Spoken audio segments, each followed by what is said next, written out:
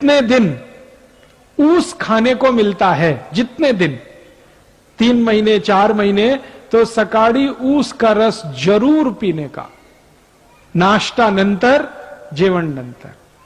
आप बोलेंगे इसमें क्या है? ये जो ऊस का रस है ये अद्भुत है। इसकी सबसे बड़ी विशेषता है कि इसमें भरपूर मात्रा में कैल्शियम है, और हमारे शरीर की ये जो हड्डियां होती हैं इनको बनाने के लिए कैल्शियम सबसे जास्ती उपयोग में आता है। और जूस जो है ऊस का रस, उसमें सबसे जास्ती कैल्शियम। फिर दूसरे नंबर पे सबसे जास्ती फास्फोरस है। कैल्शियम और फास्फोरस अगर किसी रस में है तो वो तो सबसे अद्भुत है। इसलिए ऊस का रस जितने दिन मिले जरूर पीना। क्या क्या फायदा होगा? हड्डियां मजबूत होंगी, शरीर में चुस्ती फुर्ती रहेगी, ताकत बहुत ज्यादा आएगी।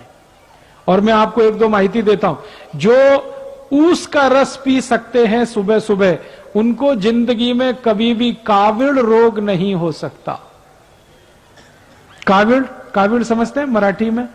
जॉन्डिस, आंखें पीली पीली हो जाती हैं, लघवी एकदम पीली आने लगती है, शरीर टूट जाता है, बिस्तर पे लेटना पड़ जाता है। और काविड़ की दुनिया में औषध नहीं है। एलोपैथी के किसी भी डॉक्टर से पूछेंगे, वो कहेगा काविड़ की औषध नहीं है, ये तो अपने आप ही ठीक होता है। डॉक्टर कहेगा आराम करो 20 दिवस, 25 दिवस, 30 दिवस। लेकिन इस काविड़ को होने नहीं देना, इसकी सबसे बड़ी ताकत है ऊस के रस में। तो ऊस का रस पिए, सुबह सुबह बहुत अच्छा होता है। और मैं इसलिए भी कह रहा हूं ऊस का रस पीने को कि सारे के सारे भारतीय नागरिक रोज सकाळी 1 गिलास ऊस का रस पिए, तो भारत के जो शेतकरी ऊस उत्पन्न करते हैं वो सब श्रीमंत और कोटिपति हो जाए। आप बोलेंगे वो कैसे? अभी क्या होता है, जो शेतकरी ऊस उत्पन्न करते हैं वो सारा ऊस साकर कारखाने में जाता है। साकर कारखाना चलाने वाला तो कोटिपति और श्रीमंत हो जाता है, शेतकरी वहीं का वहीं रोडपति रह जाता है। मैंने संपूर्ण भारत का 3 बार प्रवास किया है, उत्तर, दक्षिण, पूरब, पश्चिम। जो भी शेतकरी ऊस उत्पन्न करते हैं सब गरीब हैं, रोडपति हैं।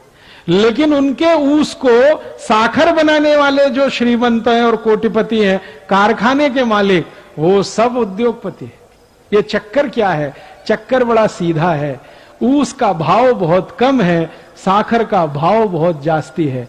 ऊस पैदा करने वाले शेतकरी को भाव कम ही है, लेकिन साखर बनाने वाले श्रीमंत को भाव सबसे जास्ती है।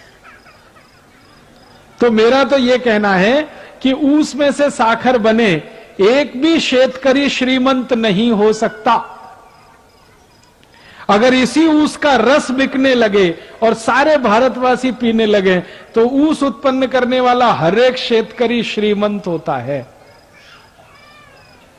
और एक फायदा होता है, अगर ऊस का रस पिए ना, तो नपुंसकता की बीमारी कभी नहीं आती। मैं आपको एक छोटी सी माहिती देता हूं।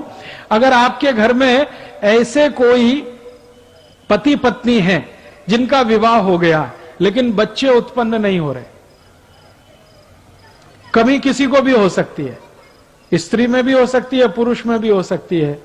ऐसे किसी भी पति पत्नी को कहिए कि अगर बच्चा चाहिए तो ऊस का रस पियो। और क्या डालकर पियो? चूना डालकर पियो।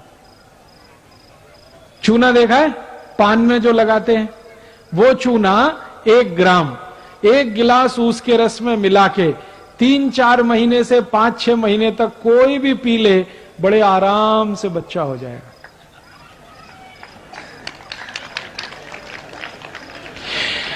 और ऐसी स्थिति में तो सबसे जल्दी बच्चा होगा जब पुरुष के वीर्य में शुक्राणुओं की कमी है और इस कारण से बच्चा नहीं हो रहा है। उनके लिए तो ये अचूक औषध है, ऊस का रस और थोड़ा सा चूना। ये ऊस का रस और चूना दुनिया की सबसे अद्भुत औषध है। आप इसको पी सकते हैं। गुर्गे दुखने का अगर रोग है ना, तो भी इसको पी लीजिए, गुर्गा दुखना कम कर देगा। कांधा दुखता है, कमर दुखती है, संधिवात हो गया है, ऊस के रस में चूना मिला के पीजिए, बहुत अद्भुत परिणाम।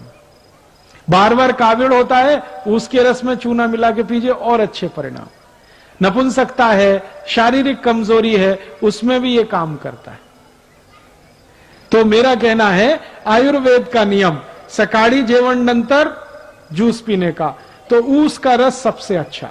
दूसरे नंबर पर संतरे का रस, मौसमी का रस, द्राक्षी का रस, टमाटर का रस, गाजर का रस, और ये जितने भी रस आप पिएंगे सबका पैसा शेतकरी समाज को ही मिलेगा।